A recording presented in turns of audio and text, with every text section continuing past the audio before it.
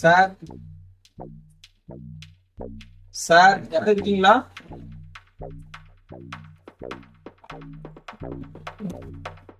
Sir நாங்கள் income tax ஆஃபீஸ்லேருந்து வந்திருக்கோம் சார். உங்கள் வீட்டை சோதனை பண்ணணும்.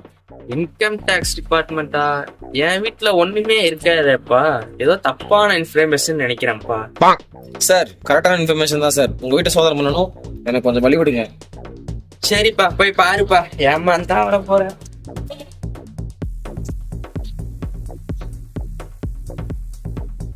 என்னப்பா சோதனை பண்ணிட்டியா? Sir sorry sir, wrong information. Sorry for disappoint sir. A few moments later.